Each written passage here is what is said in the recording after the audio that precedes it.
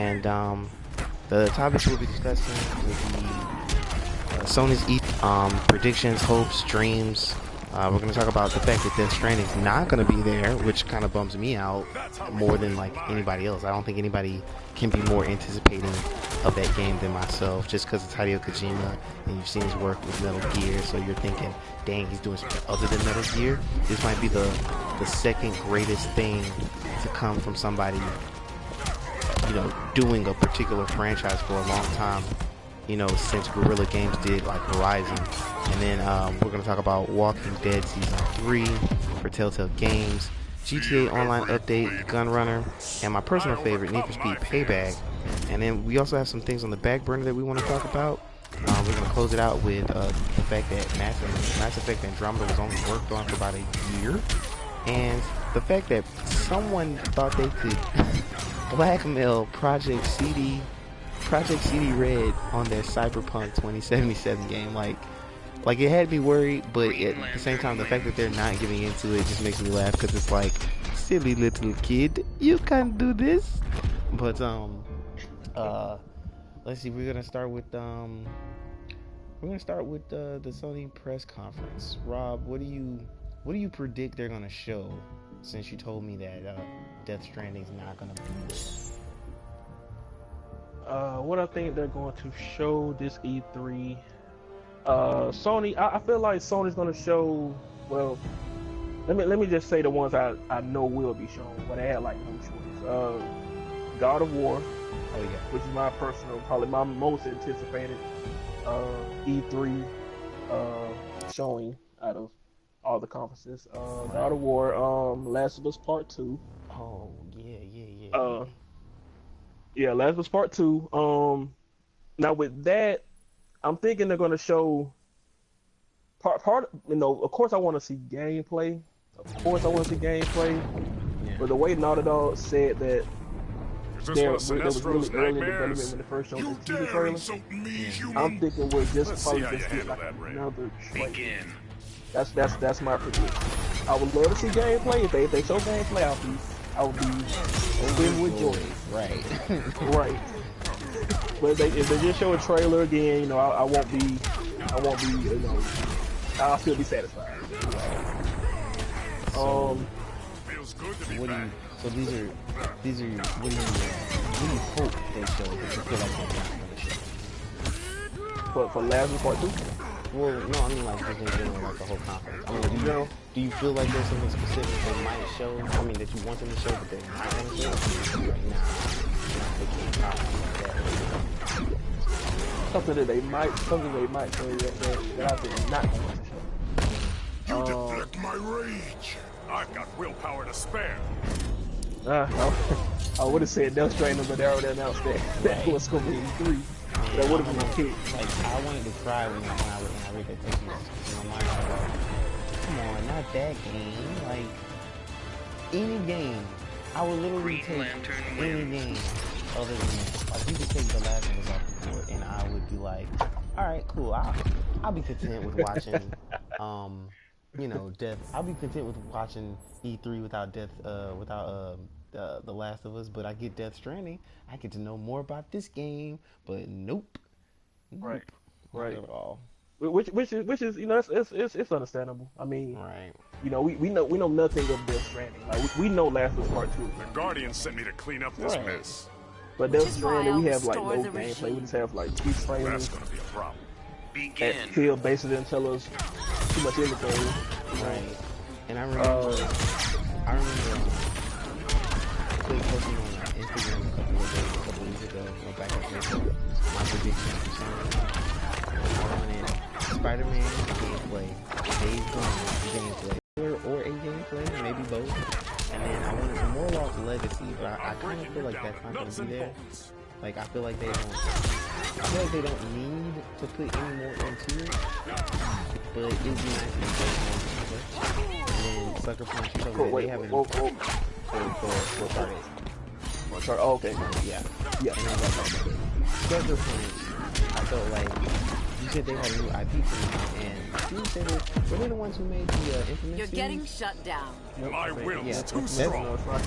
Yeah, that's what has me excited about that, because it could literally be another Infamous, or it could be, you know, like, I'm gonna call it the guerrilla method, because to me, guerrilla games, I can't think of anybody else who's done it. You can't. 20 years ago, if you were making a game and it was a specific genre, you didn't stray from that. You were good at it, and there's nobody else, or there were very few people who could like mimic that formula.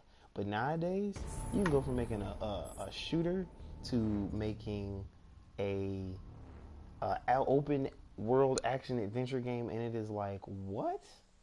That's right. That's unheard of. And then the fact that it was good. If it was bad, everybody. Right. If it was bad, everybody would have been like, nah. If it isn't the great yeah, I was like, just become Call of Duty and just turn those out like every month, every year. Every And then, you know, like you said, the God of War, I'm expecting someone who's gonna play with that. I guess I have no choice but to scratch Death Stranding gameplay off. I have my hopes too high up, I guess. And then Cyberpunk 2077 is probably what's really good. And here is our third co-host, Sean. Wait, so yeah, is we three co-hosts, or is we a host and two co-hosts? We're three co-hosts. I was about to say, I ain't nobody robbing, nigga. Nope, I ain't nobody robbing. well, you know, I mean, since we're the, you know, first was on the first podcast, you know, anybody else who's going against right. You're under arrest. Fuck that. Ain't nobody robbing, nigga. So we were talking about. I don't care if I gotta be Black Thunder, Static Shock. Ain't nobody robbing. No. So we were talking about predictions for E3, and Rob had something to say about Lost Legacy and Uncharted. I know you're not an Uncharted fan per se, but oh no, I want to hear about it. Yeah, because the way he explained it the last time we were on, it was like, okay, I would actually give it some try. Granted, you know, I had the money to go pick it up. Right. Yeah. Oh, so you want to talk about that now? Yeah, we can go into that. Yeah, Uncharted Lost Legacy. I feel like E3. They're probably gonna show gameplay because they have to get people hyped for it. Because so far, they've put out. Well, the first thing they did show was gameplay. The second thing was the cutscene with Chloe and Nadine. So I feel like they have to get everybody hyped since it comes out this year. It comes out August this year, so yeah. They're probably gonna show gameplay again, but this time it's probably gonna be like a big set piece, like a real, like one of those like famous Uncharted set piece. Yeah, I was gonna say like how they did with that scene in the city. Yeah, I'm trying to think of it. The scene in the city with the shooting with the truck and they were shooting at you. Yeah, when he was driving and throwing the rope on the truck, and then jumping from truck to truck and shooting people. Yeah, all that. Yeah, right. All that was awesome. Like the Lost Legacy is going to show something similar to that to get people hyped. Right. So people can buy it. Yeah, so that's what I think they're going to show for Lost Legacy. Well, yep. I feel like they just need to. They do need to show all of this. I'm trying to plug my laptop in because I realize it's unplugged. But they do need to show a big set piece. I'm just kind of concerned because you said it takes place after Uncharted 4, right? Yeah, when they say after Uncharted 4, I'm thinking it takes place after, but before the epilogue. You know, I'm trying not to spoil it, but before the epilogue. Okay. You know, you and me know what happens on there. Right. It takes place before that, but after Nathan Drake's journey. So I'm kind of curious as to how the relationship between Nadine and Chloe is gonna happen. But I'm kind of confused. Well, not confused. I'm flustered because PS4 Chloe looks so fucking cute. Like I just Chloe. That ass. Oh my god. That ass is. Wait, hold on. Hold on. Did you say her butt looks big to me? It is. We're talking about butts now. Somebody's got to explain this to me. Bro, okay, so in Uncharted 2... Fuck that shit, I'm Googling it. I'm really finna Google Chloe's ass. I'm probably gonna get a porn star. Hold on, I bet y'all $5 I get a porn star. Hold on, wait for it. So let me give you preface. In Uncharted 2, we were introduced to this character named Chloe. and she helps Drake on this adventure. And like when I saw her, I was like, oh man, this is a really good looking character or whatnot. She's pretty dope. So as time goes on, it's kind of alluded to that her and Drake. I miss Chloe's ass from Uncharted 2. Right. See? I told you. See? The fan. Oh shit! And his butt pics. Holy fuck! Like digital butt pics. So fast forward to like. Damn, they made her go around as fuck. Come out? Like she stayed squatting. What 2003? Uncharted 2 came out. Uncharted 2 came out 2009. 2009. Okay, so fast forward from 2009 to 2015. Oh shit! And you don't see Chloe in Uncharted 4. And like me and Rob were like, oh my god, I hope Chloe's in this game. She was mentioned, but that was it.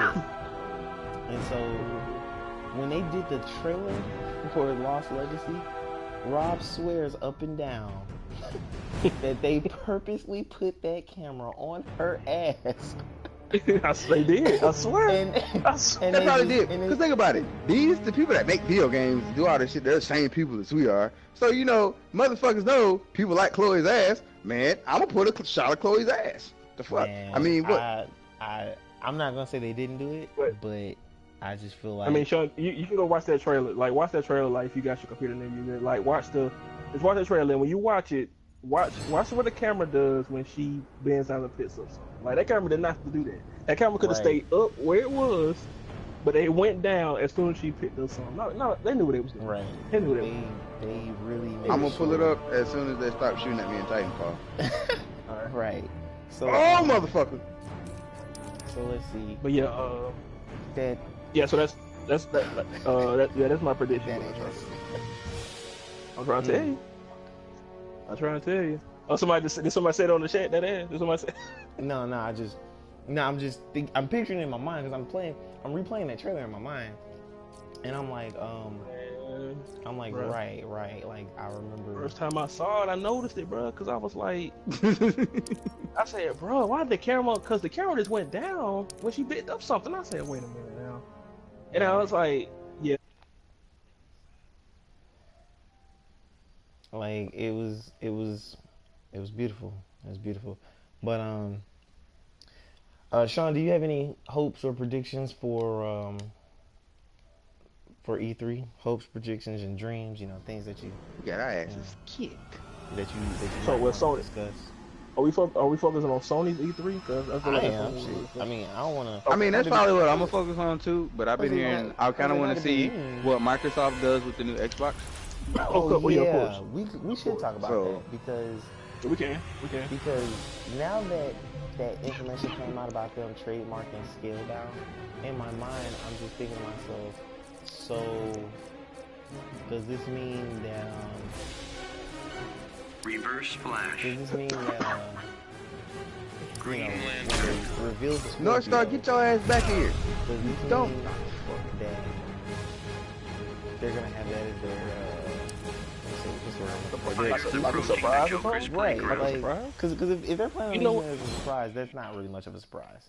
Not to be mean, but like it got leaked that they got it trademarked, so I'm expecting it now. Or if I was a Microsoft fanboy, I would be expecting it. And for anybody watching, I'm bringing you in one way or another. From gonna be hard if you don't exist. Like if we sound biased towards Microsoft, it's because we are. Well, except for Rob. Rob fights a neutral fight. Yeah, I'm level-headed. With this console warning. So I just. We all know who's winning. We all know who's right. I mean, it's right. Right. We know who's winning. But yeah, really, Microsoft conference. Of course, I'm going to watch it. Like if I'm home when it comes on, I think I still need to write down all the times for the conference. But all Microsoft, Sony and Microsoft is 1 and 2. Bethesda, I don't really have to see because I don't really play their games like that. I don't have to see it. Let's say not Reverse Flash wins. I just watched the trailer for it. But Sony and Microsoft, I do want to see EA, and I kind of want to see EA, don't really, and Ubisoft. Ubisoft, maybe, but Sony and Microsoft are the top two. They're the ones I want to see. No one I care for seeing. I know Microsoft comes on Sunday. just don't know what time. I know it comes on Sunday, but the reason I want to see Microsoft this year is just to see that, just see the Scorpio. Like, just I want to see everything they're gonna say about it. I want to see what I want to know what the price is, because that's gonna be the big vocal point about that company. And they say how much it is. You know, and we can talk about that too. Like, how much do you think? Like, what would be a great price for the Scorpio?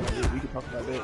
Well, I kind of want to see the specs as well. I mean, I never did check out the specs, so I want to see it compared to the price range. But I'm thinking, at one point I was willing to buy. I wanted to buy an Xbox just to play Halo, so I want to see what titles they release with it, like what's going to come out with it.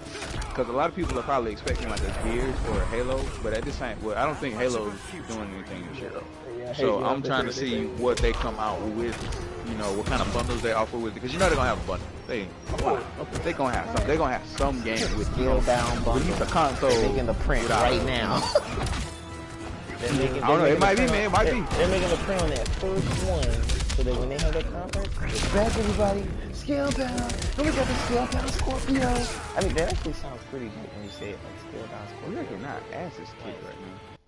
But oh yeah, one more thing about Scalebound, the trademark that they picked up. The reason I think they picked up Scalebound is not because they went back to working on it. I think they picked it up so nobody could be able to take that name. That's not with. I think they just got the name.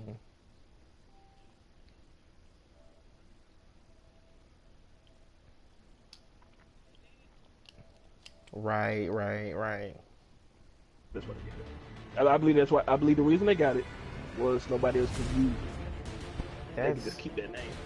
Part of me feels like that's dirty, but then if I consider that dirty, I have to go back to when CD Projekt Red considered trademarking Cyberpunk 2077, or the word Cyberpunk, right? So I'm not even gonna harp on them for that, because I know if it was me, I wouldn't want nobody, you know, trying to make money off of the fact that I'm making my a title game, and, you know, my reputation. Because that happens a lot in the movie industry. Like, they make a whole, like, I can't even count how many knockoff versions of, like, standalone Avenger movies. Like, they have a Metal Man, which of course is a fucking playoff of Iron Man. Motherfucker, did you say like, Metal Man? Metal Man, yes. Metal Man. That sounds like a show about a superhero rock star. Like, this nigga just be smacking people with his guitar. But it's like, his guitar is like Thor's hammer. It's crazy because Green Lantern. It's crazy because like when I realized it, I was like, what in the world? Like, it was just, I don't know. It was something. But speaking of CD Projekt Red, I'm a huge Witcher fan. Well, I take that back. Let me rewind. I'm a Witcher fan now because I played The Witcher 3. There we go. Thank you. Right. I don't want to correct yourself. Yeah, correct yourself, Negro. Right. But see, when I say it, they just like I say it from a place of I played that one and I'm so mad I didn't start playing from the beginning. And like when stuff like that happens, like you guys, and I go, what the fuck was I doing that I didn't play this when it was first out? Now I won't ever in my life say that to Mafia 3. But so developers for The Witcher 3, CD Projekt Red, had announced that you know, somebody had stolen documents for the next game, on 2077, and the developers said they won't play. So I saw this on Kotaku, and they had put out a tweet and said that they would be putting out money for anybody, whether it was individual or individuals, for things that they might have stolen from them. And the threat was, if you don't pay, then we're going to release these documents to the public. But CD Projekt Red goes on to say, like, their whole statement was, "Dear gamers, an unidentified individual or individuals have just informed us they are in possession of a few internal files belonging to CD Projekt Red. Among them are documents connected to early designs for the upcoming game Cyberpunk 2077. A demand for ransom has been made, saying that should we not comply, the files will be released. The files will be released to the general public. We will You mean people out here ransoming games? Right, like that's crazy. Like we will not be giving in to the demands of the individual or individuals that have contacted us. The appropriate legal authorities will be informed about the situation. The documents are old and largely unrepresentative of the current condition for the game. Still, if you're looking forward to Cyberpunk 2077, it would be best for you to avoid any information not coming directly from CD Projekt Red. When time is right, you will hear about Cyberpunk 2077 from us, the official CD Projekt Red team, and quotes. And I'm just like, wow, they handle that so perfectly, because part of me feels like, nah, they got the good stuff, but at the same time, you know, I know better. I'm just gonna wait to hear from them. Hey, whatever you did, that sounds a lot better. Really? Yeah. You sound louder now. Oh, well, I just pulled the mic forward, so Green Lantern wins. if it's that, that makes a logical sense. Well, it hangs from my ear, but you know, but yeah, it's really just, I hate it for them because they're a good company. Like, I don't see them as having done it. If it happened to another gaming developer, like say Bethesda, I'm not gonna lie, I ain't got nothing against Bethesda, but I don't really, I would not care as much. I mean, yeah, they make the Skyrim games, but I don't know. It's so just the same incident happened to them. Yeah, like if the same thing that happened to CD Projekt Red happened to Bethesda, I don't think I'd be as Superman. Well, damn. Yeah, I mean, it's not me being mean. It's not me being mean. It's just the fact that they're not putting out something that I'm really looking forward to. Like they have good Fallout games, of course, but I don't know. It's really hard to describe. I mean, I think it's terrible that it would happen at all, but yeah, it's just, I don't know. Yeah, it's just one of those things. Like it's really kind of hit or miss for me. The regime needs stronger leadership. How old is this story? What do you say? This happened. The CD Projekt Red story happened, I think, earlier this week. Holy shit! Yeah. Like I was pulling up the article on my phone for like a reference, and the fact that it's still on my phone shows that this happened this week. So, but speaking of phones, what preview do I need to check out? Y'all told me I was Uncharted. What Legacy? Yeah, Lost Legacy. Lost Legacy. It's 2 trailers for it right now. I mean, both of them are great. It's the one that's a cut, like just like it's the one that starts off like with the camera like over water and kind of moving slowly to the right. Like it's that one. So, since we're talking about games and their woes, I want to read this article from Polygon about most of Mass Effect Andromeda was made in a year and a half, and production was restarted numerous times. Production was restarted numerous times over 5 years. So why? We're about to find out. But before we begin, we've all heard the criticism of this game and how, I'm just gonna say how bland it is. But actually, I think I have not. I've only seen really. Oh my! Yeah, I have not heard. Wait, we're talking about Andromeda, right? Yeah, Mass Effect, man. A game that is in its third or fourth game. Just the fourth one. This the fourth one? Oh my god, it's so bad. So, Andromeda's poor reception may be attributed to its troubled production, as recounted by Kotaku. A lengthy behind-the-scenes report claims. Behind-the-scenes report details how the game languished in development over the course of 5 years, with the bulk of it built out in just a year and a half. Like, understand how you if you can build the game that quickly, surely you can just take the time to like polish it. I have a hard time wrapping my mind around that one. BioWare handed its Montreal satellite the keys to Mass Effect in 2012, despite its Edmonton branch handling development for the initial trilogy. The team had a slew of grandiose concepts and for Andromeda at first, procedurally generated planets, highly detailed facial animations, and expert use of publisher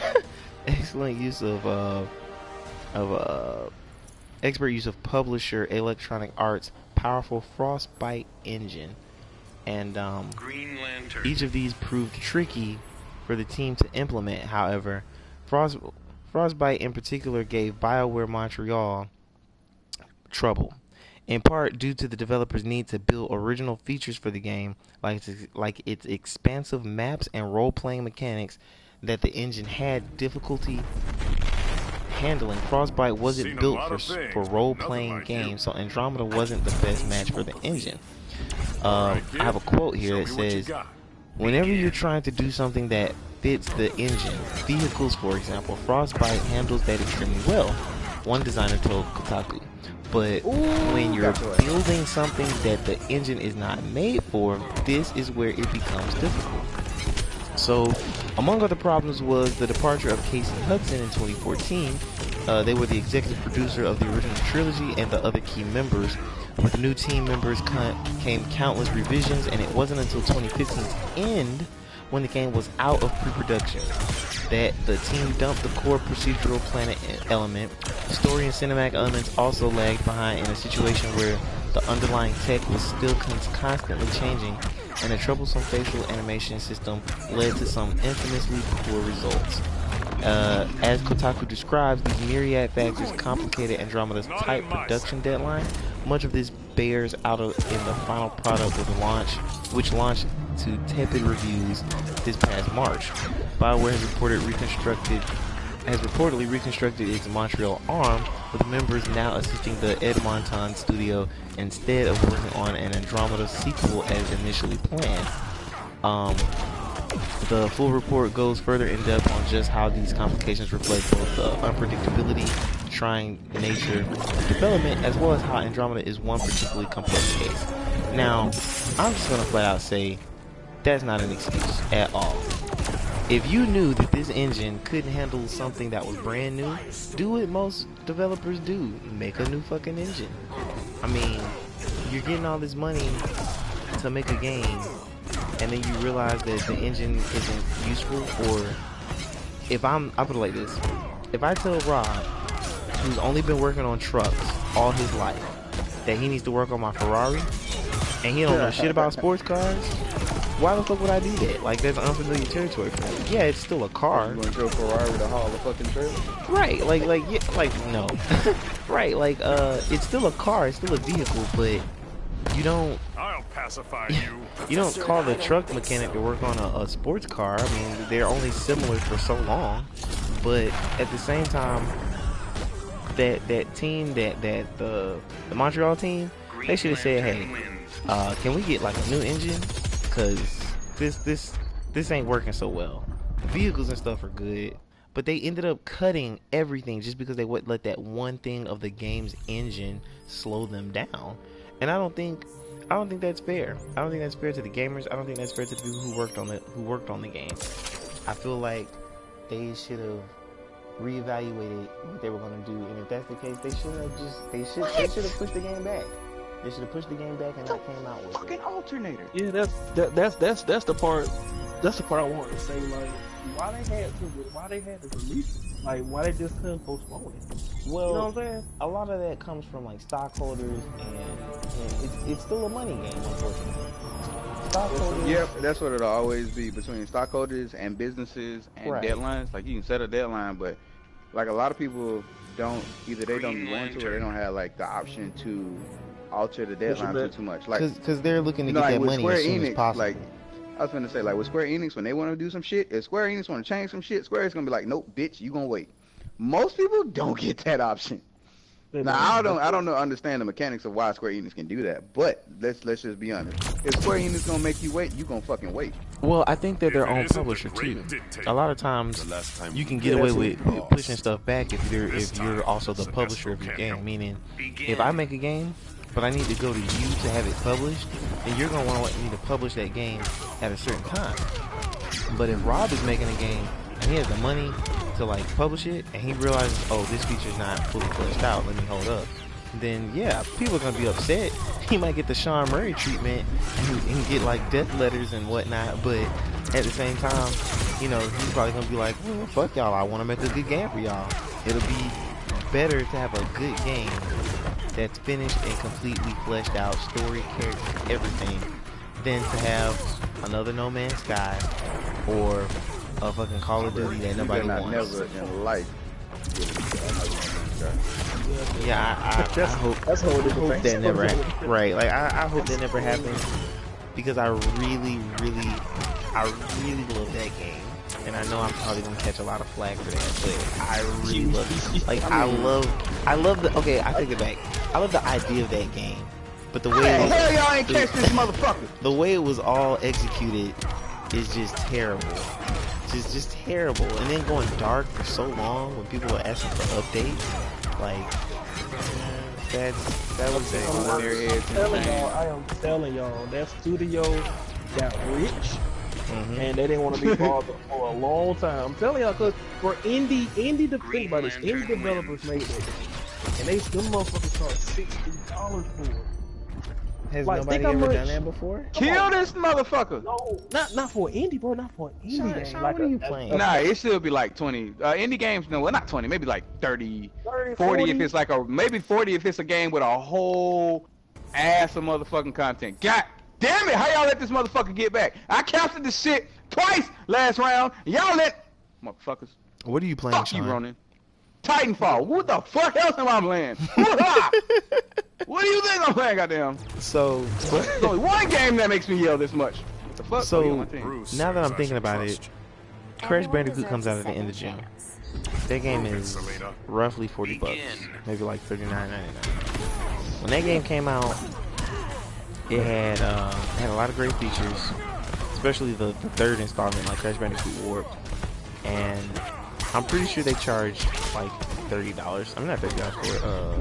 $60 for it, or whatever the standard price for games was back in.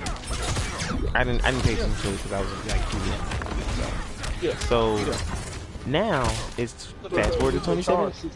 Right, like it's fast forward to 2017, and I'm wondering to myself, like, is that game $40 because Naughty Dog isn't working on it, and because it's like a really classic game, and like it would be like a crime to charge that much for it? Or are people... I think they're trying to do that to just like bring the classic crowd back into it. Because I mean, so what, I guess you could like charge well? like a full 60, but it's like if you this like a remaster, right? Like, are they adding what are they adding new to the game? It's not a remaster, it's a remake. That's a remake. And so yeah, other than like honest, bringing everything kind of up to speed, like what are they? Because I appreciate it honestly. Like, you could release something like that at 16. Niggas will play it out of nostalgia. Like people will buy it out of nostalgia. But goddamn, I'll buy it. You're a cop. Oh yeah, but I appreciate. But it's like it's kind of like, you know, you're bringing this back, you know, for those hardcore, you know, PlayStation fans. Like, there are people that know that game from PS. The fuck is you shooting at? There are people that know this game from PS1. You know what I'm saying? So if you bring it back for those kind of people, you know, you already kind of doing them a favor. You already kind of like, you know, pat on the back. Did we win? We won. Hey, y'all motherfuckers better keep it together for 20 seconds. It's all, you know, you already giving niggas a pat on the back. You know what I'm saying? Yeah. Like, you know, you already hey, here's the game that you know and love. But see, here's the weird thing. Like, it's not being made by Naughty Dog. I don't know who it's being made by, but it's not Naughty Dog. I mean, I think they. Playtime's over, kiddo. I think they did. They sell the rights to it. I think. They sold the rights to Division like years ago. Right. So. Like a long time. But didn't somebody get it from Activision, or is Activision making it? No, Activision's not making it. Sony's making it. I guess they bought it back from Activision. Bro, it wasn't no reason for Activision to keep it, because they've had more. They weren't doing nothing with it anyway. Crash Bandicoot has had more hand changes than fucking the Spider-Man trilogies, or the Spider-Man movies as a whole. PlayStation All Stars. Yeah, everybody will always really make it. Yeah, Crash Bandicoot, Tornado ass, man. Yes, on the field. That's what So what about Spyro? What happened to that? Y'all getting on my fucking nerves. And the crowd goes quiet. Y'all want to stand? Y'all want to? I guess we'll just have to look that up Smoke a little later.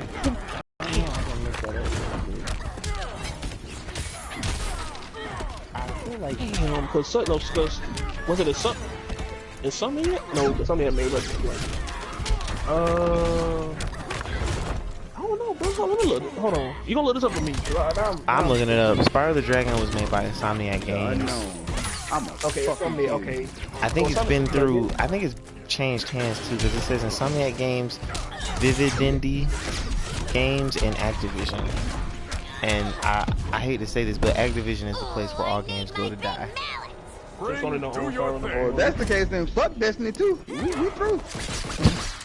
Well, it started there, so nigga, all my hope just went out the business. It started with Bungie, but let's just be honest. So Bungie didn't launch it that great. So in 19 so here we go. In 1998 to 2000, it was Insomniac Games. These are developers. In 2001 to 2003, I it was remember digitally right. It was digitally Clips. It was Equinox Digital Entertainment in 2002, and then in that same year, Chess 6, and then in 2004, Vicarious Vicarious Visions, and then Eurocom in 2004. Like, the fact that this game has had 1, 2, 3, 4, 5, 6, 7, 8, 9, 10, at least 10 different developers, and Sony Computer Entertainment as a publisher, Universal Interactive as a publisher, Konami as a publisher. Konami, motherfucker. Right, like, the only one who can point and you. Activision currently owns it today, 2008 to the present. That remains to be seen. Right. Let's see. Hold on. Let's see what happens. Activision actually has a lot of. Okay. Yeah, like the Activision has like some big titles in their hands right now. Like they got Crash in their hands right now. They got Destiny 2. Even though Bungie's the primary studio, let's be honest, Activision probably has the reins. So you got and the next Call of Duty. Niggas getting sick of the futuristic Call of Duty. I never got into Call of Duty like that. I tried fucking Black Ops 3. I still haven't played a game with that online, to be honest with you. Oh, fuck, I don't want to use this type. So, they got a lot of shit in their hands. So let's see what happens.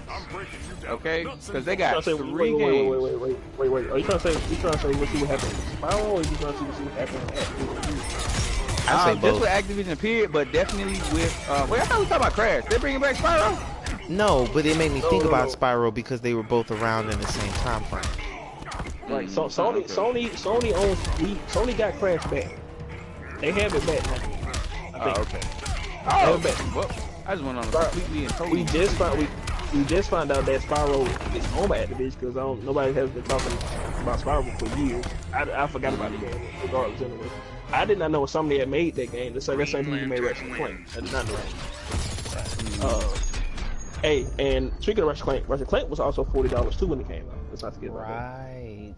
And that was a was that a remake or a remaster? No, that was a whole new game. Oh well, shit. You're right. That's It was kind a of reboot. It was a reboot.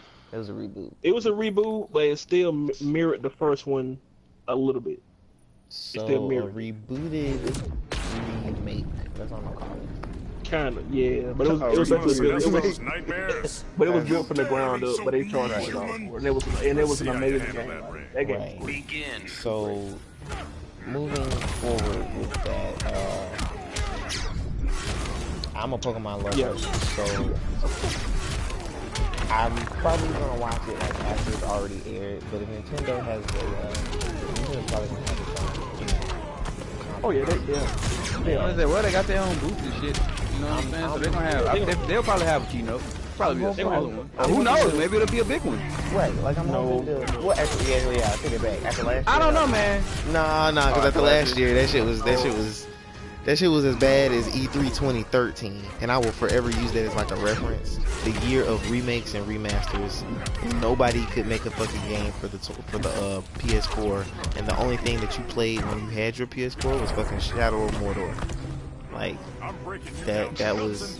I'm for real. Like Shadow of Mordor was the only game that you could play for your PS3. I mean your PS4 because there's no developer. It was almost like Sony had blindsided all their developers and said, yeah, y'all make these games and do this and that, and then people like Rob was like, all right, cool, we got you, and then like 3 months later, hey, we got the PS4, and then fans like Sean are like, oh fuck, I can't wait to play.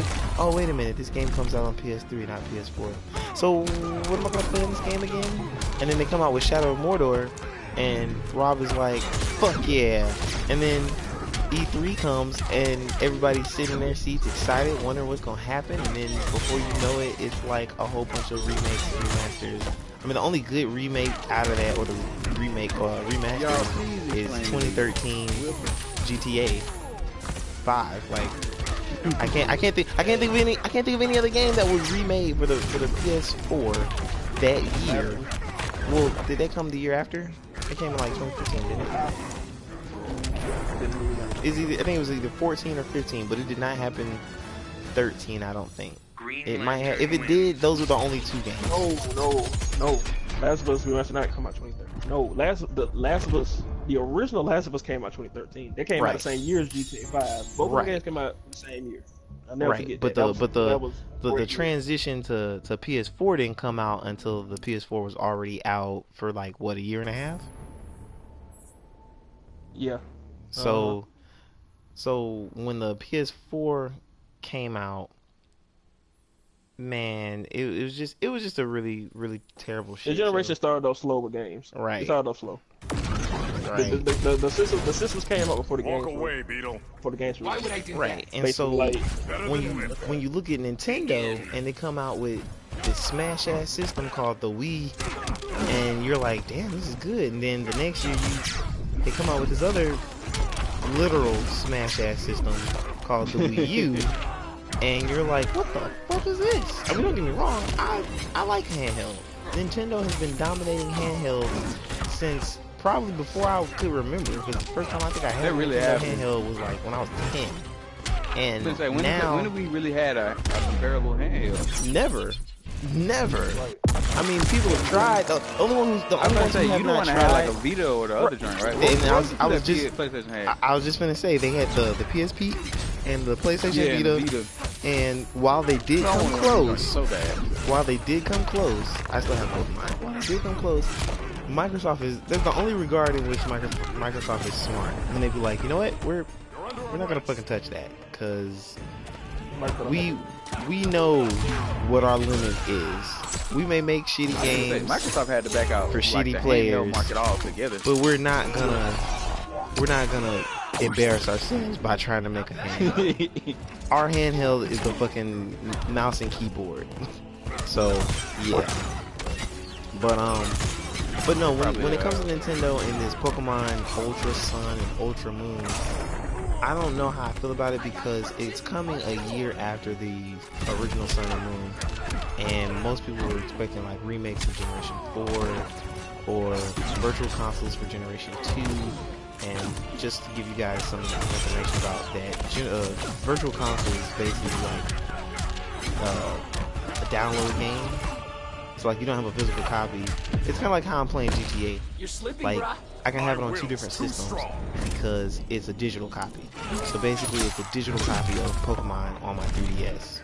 And the remakes would be like when they came out with Omega Ruby and Alpha Sapphire. So I mean, I like those. I like, going back to the Hoenn region, but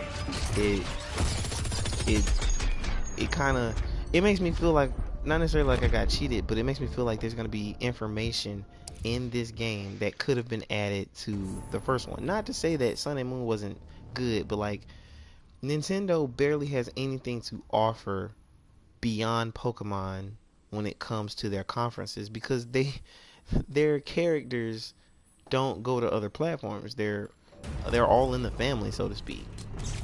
So Things have changed, Arthur. And just where right. stand. Like, Where I always and I can't tell if they're doing against injustice. right, and I can't tell if they're doing good or doing bad. But in the back of my mind, I'm thinking to myself, how many times can you make a fucking game? How many times can you make another game off the same fucking characters? Mario will never stop playing. Like, the lore behind his character is just gonna be incredible. 1,000 years from now, if human civilization makes it that far, like, people are gonna be like, and the most iconic of video game characters is Mario. And you have that one person be like, well, he's been around a long ass time. Like, they gonna have a game in the future, old Mario nigga. Right. They got a new Mario coming out right now that they're making. Oh my goodness. Odyssey. Yeah, I think so. They're supposed to be things working on Odyssey, and they may announce something, or they may say something about it at E3. Who knows? Maybe not. But I'm not gonna watch it.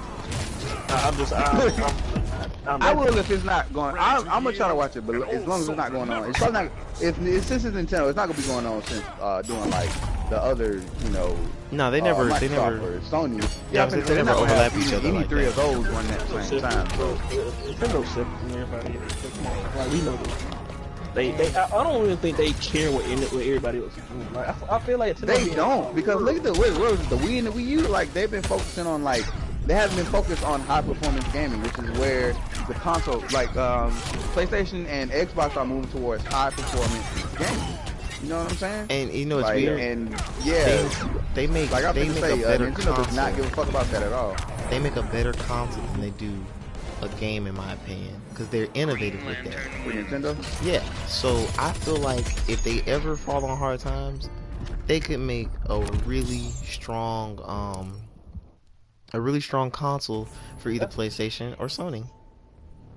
I'm sorry, Microsoft for Sony. Yeah, okay, yeah. I think they could probably make a good handheld for them. I don't know about a high action powerful console. The Wii was good. I know, but no, Nintendo might just need to just keep making handhelds. Those rumors are greatly exaggerated. They don't care. But see, people are gonna want to be able to play those games on their TV. I mean, yeah, Reggie after this fucking Switch? Yeah, playing a game anywhere is great. I mean, playing a game is great, but playing a game anywhere is great. Well, to me, the Switch is designed. It's half handheld. So what, you feel like? It's a handheld. So you're saying they should just stick to handhelds because the Switch is a moderate success? Because that's what it feels like. You're calling it a moderate success. I'm saying, since the Switch has come out, we can tell from the way the design is a lot handheld, because it's partly a handheld at the same time. Sammy comments that says Mario Forever. Huh? I said Sammy comments that says Mario Forever. Mario Forever for real. That's how people feel. I mean, are you going to find a Nintendo fan complaining about Mario? I doubt it. Well, it's weird though. But see, that's the thing. Like, it's weird. Like, people who play these same characters, I don't know how they feel about playing the same games with just these characters versus people who play Microsoft or PlayStations, and we want more diversity, more difference, more this, more that. Like, we don't keep the same characters. Like, we just had our last Uncharted. Now imagine if PlayStation or imagine if Sony said, we're gonna make that a character mainstay for the rest of our life, and they just made different Uncharted games. That would kill that brand. But for some reason, somehow, when Nintendo does it, it does not diminish or kill their brand. Yeah, they may make a bad one, but for every one bad one, there are like 5 good Mario games out there, and it baffles me. Not in like a I'm upset way, but like it just baffles me that a company could do that. Yeah, it's a special case. Like, I don't know how they get away with it. Like, the Uncharted is overused again. Like, Uncharted 4 was the highest selling Uncharted in the series, and with the highest selling. Yes, it's the highest selling PlayStation exclusive right now. You know, let's say that. It's the highest selling PlayStation exclusive right now. Right, so of course Sony could have been like, okay, now y'all have to make another one because this series is still selling more and more with every one you come out with. Right. That was like, no, we're done. We're done with Nathan Drake. And Sony probably respected that. It was like, okay, well, you got Last of Us over here, so we can keep going. The only thing I would want from Naughty Dog at this point is for them to come out with an update that lets you change the story in such a way that you have a supernatural element in it, just like the first did. I thought you were about to say change the Amy Henry, see which one, see what her vision shit, is. that could be it. That could be it.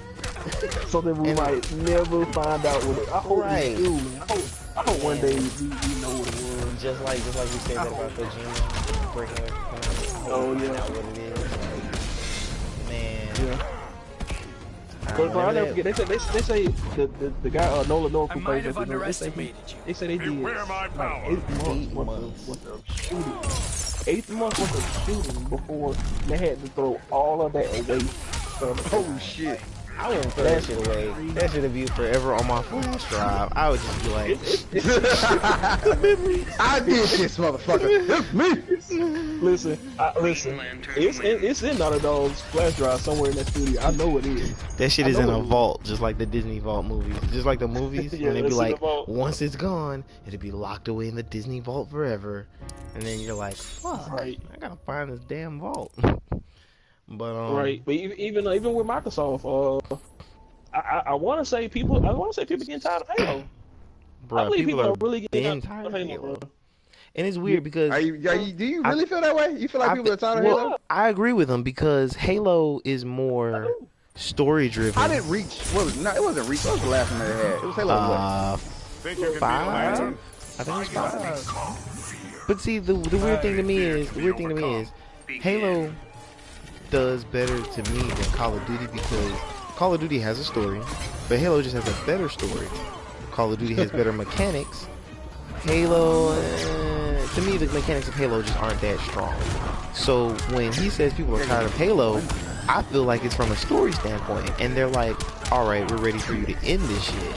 We're ready for you to, give it the Uncharted 4 treatment. Make us a great game, one that we can keep on our shelves forever, never turn that bitch in, not even when we get low on money and we're about to lose our house, our car, our job, and whatever. Like, I'm just gonna forever have that damn game, even if I don't have the system to play it on. But when it comes to Call of Duty, I think what keeps making people buy that shit like brain dead zombies is the fact that the gameplay is fluid enough for them.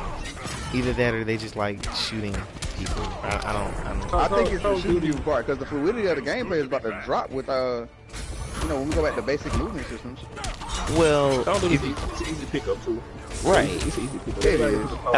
I heard someone say if you play Call of Duty, you're not playing a real shooter. If you're playing Battlefield, you're playing a real shooter because I guess it's supposed to go into more detail. Now, I'm not going to support or defend that argument, but when I played like Battlefield 3, I'm not going to lie, it was literally too much for me because there were so many different intricacies that I had never had access to being a Call of Duty player. Mind you, my first Call of Duty was Black Ops 1 and 2. I didn't get 3 because the story had nothing to do with the first 2. And for me, I'm a story-driven gamer. So your gameplay could be great, but if your story is trash, I would give you a 5 for the gameplay alone, and then that'll be it. Like, I just feel like people are tired of Halo for the story. And that the difference between Halo and Call of Duty is just the way the mechanics work. I have the perfect example of why people are tired of Halo. Okay. They've already announced that Halo is not going to be E3. Come on now, oh shit! They have already announced that the next Halo game is not going to be at Microsoft's conference. That's a big sign right there. Like, what you mean? You have Project Scorpio coming out, but you're not going to show Halo on it? Come on now. That proves that people don't care for Halo like they used to. So then, right there. So I think the crisis for Microsoft is the fact that they have They need more. They need no! more brands. That's You the son of a bitch! They need more brands. If I recall, I beat you Bro, last time. they need more exclusives. That's why. That's why this conference is so important, bro. I cannot wait to see what the Scorpio looks like, what the part's gonna be, and what they're gonna show. They have to show something in the conference that many people don't like. That's why this conference is so important. Yeah, like that's why I'm watching this conference, bro. I wish nothing but the best. How the I just can't fuck wait to you see let what they show. 4 Titans walk into our spawn? I mean, to be honest though, it's important. I do kind of want Microsoft to succeed a little bit because I know, but I say that because if PlayStation has a monopoly on things, then pretty soon they'll be charging right, and then they'll have that one flop, and people will be like, "Oh, this is the downfall of Sony," just like when they announced when Marvel announced fucking Doctor Strange. They're like, "Oh, this is it. They're gonna fucking fail. This is the downfall of Marvel, y'all." Like, I think people are literally waiting. Doctor Strange do good though. Oh, that shit did amazing. That shit did hell of amazing. That and Ant-Man. Right, like that. Yeah, people heard Ant-Man and they were like, "What the fuck?" But if you think about Ant-Man, like it's not bad. Like it's not terrible at all. Marvel has a like they've made like but it wasn't bad. Right. Like Thor 2 was. I would say you're really just talking about the Thor movies. Yeah, there's a Thor, but it's not. It wasn't bad. And it's just a Thor. To be honest though, the way I view the Marvel movies is the way everyone should in order to cope with what they don't like. I view the MCU as a whole as a comic book, a huge comic book. So when you see Iron Man, that's like issue 1. The phases are the volume, but the movies in those phases are the issue. So Captain America's issue 1. What came after Captain America? I think it was like at least 3 movies before not Captain America. It was 3 movies after Iron Man. Teach you a lesson. But each one of those movies to me is like the issue inside of a volume. But yeah, people, I don't want Sony to really rule everything simply because I don't want them to rest on their laurels and then shit go left. But let's talk about another thing. The Walking Dead season 3. Oh, that's now, right. So, I mean, I think you'd have you'd have fun playing this though, because I really feel like in the zombie apocalypse, me and Rob would survive because we have the same like-minded attitudes. Now, granted, those situations where somebody does you wrong and then you have the option to kill them, and then that option of you killing them, you kind of look back and be like, I didn't know this shit was going to happen. If I had known, I wouldn't have killed them. Happened. In real life, I probably would have been like, no, I'm not going to be really bad. So when I think, I want to talk about how the season ended and whatnot, because, and the fact that you're playing with another character that's not Clementine. So, you want to give like a small review type thing with the season? Yeah. What we think gonna happen next? Small synopsis. Yeah, small synopsis. I thought season 3 was. I thought it was good. I think it's the weakest one out of the 3. Yeah. And it's hard. I hate that I have to agree with you on that. I really do. It was the weakest one. Playing as Javi, I like the Javi as a character. He was cool. The story itself was fine. I mean, it was fine. This season was fine. Like, it wasn't no. Season 1 and 2 had moments that made me be like, moments that you won't forget. Season 3 didn't really too much have moments like that for me. Like moments that's gonna be just just in my mind for a long time. Like I think since I beat episode 5, I haven't really been thinking about it. You know, like I did season 1 and season 2. When I got through with season 1, I thought about that for a long time. When I got through with season 2, same with there too. But 3, no. But like I said, but it wasn't bad. You know, just give us the control back to Clem. Right. You know, don't make a new character. Just get back to Clem again, and then just make a good. I mean, I was about to say make a good story, but season 3 story was good. It just focus on all these new people. And I guess that would kind of threw it off. Focus on a whole new family. You know. I was kind of hoping that after season 1, it would kind of take that route, but the way season 1 ended, and then you go into season 2 and you're still with this character, it made me think, okay, well maybe we're just gonna follow her exploits and the things that she's done in this time, and then you hit season 3 and you don't get none of that. You don't get none of that, and in my mind I'm just like, so what's supposed to happen? Like that's what I was thinking the entire time. Playing as Javier was refreshing. I don't want to say that it wasn't. It was very refreshing. I felt like it was a good turn to play as somebody who wasn't, the last time we saw them, a somewhat defenseless little girl, but at the same time the struggles that he goes with, like, I don't know how I would feel in that type of universe if one of my brothers was closer to me in age and like he ends up disappearing and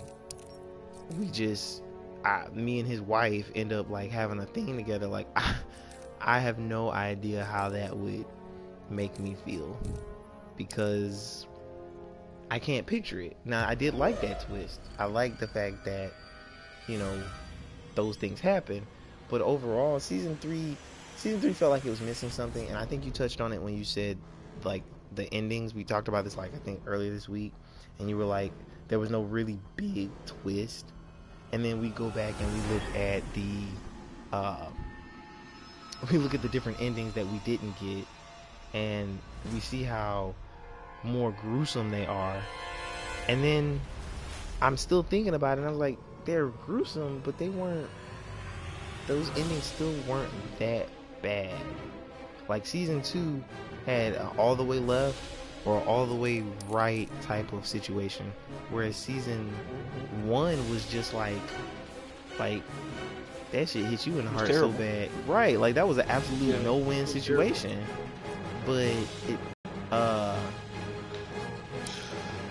man, you know what? I think I know what the problem is. I think I know what it is. What? In season 3, these characters that we were supposed to care for by the time we got to episode 5, yeah, I didn't really care about. You know, it kind of reminds me of that it's this Instagram video I saw where this guy was like, he was crying, and he was like, I just don't understand these people. They think I give a fuck about them, but I don't. I just don't. And